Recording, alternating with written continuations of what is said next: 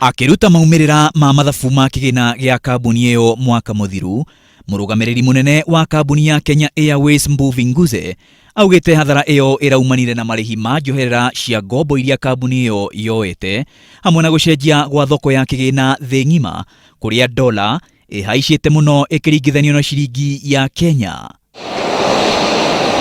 Nguze augite gitumi kingi ni aruti wira aingi kambuni-ini iyo o hamwe na ndege imwe cia kambuni iyo gukorwo citekuruta wira uria kwagiriire.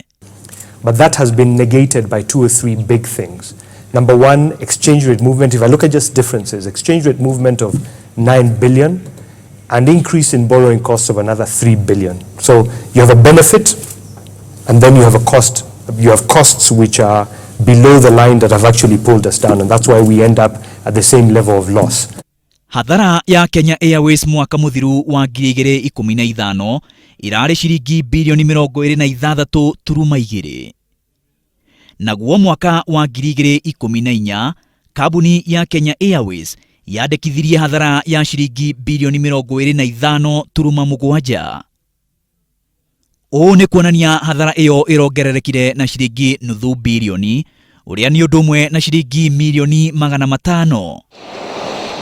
No ona kuri uguo, Nguze augite kambuni ya Kenya Airways ni igite mitaratara ya gutigirira ati hathara iyo ni yagarurwo na kwanjia guthondeka faida.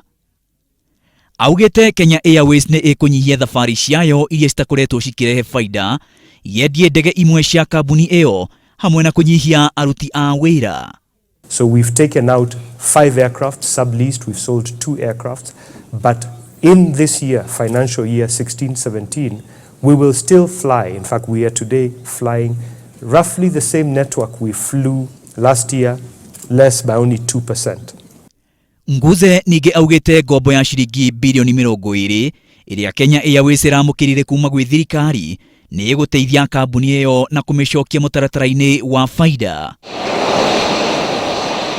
Maina wa wairegi, Inooro TV.